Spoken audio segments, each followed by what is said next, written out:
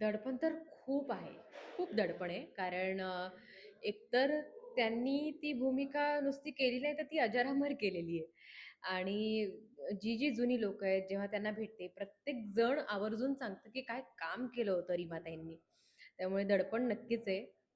पण me on a lighter note स्वतःला खूप नशीबवान समजते, की या पद्धतीची भूमिका, या ताकदीची भूमिका जी ऑलरेडी एका फार ताकदीच्या अभिनेत्रीने वठवली होती, ती आपल्या नशिबात आलेली आहे.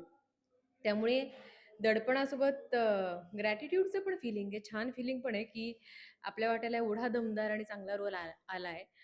आ, आणि त्याला आता चोख करणं आपल्या हातात आहे आणि तो प्रयत्न चालू आहे.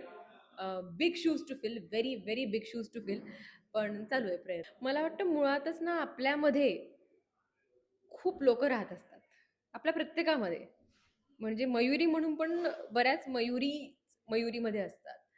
ऍक्टर म्हणून तुम्हाला ते टॅप इन करावं लागतं, की अं, माझ्यामध्येच कारण ती एकच व्यक्ती एकाच वेळेस स्टेजवर दोन्ही पद्धतीच्या भूमिका करते आणि ते करताना सगळंच बदलतं.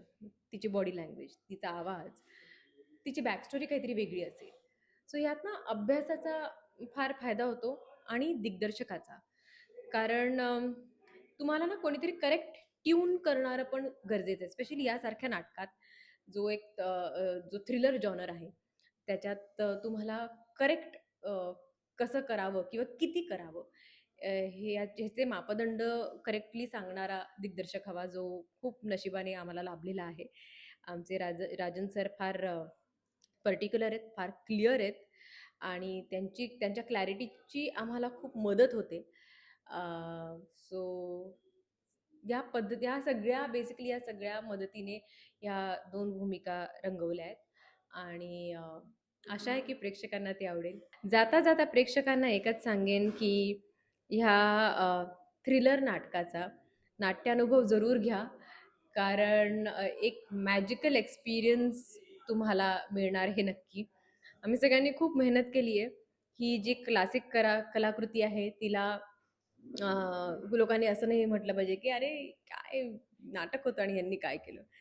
तो वारसा नेटाने चालवायचा आहे ह्याची जबाबदारी आमच्यावर आहे आणि ती आम्ही व्यवस्थित पार पाडू अशी आशा आहे.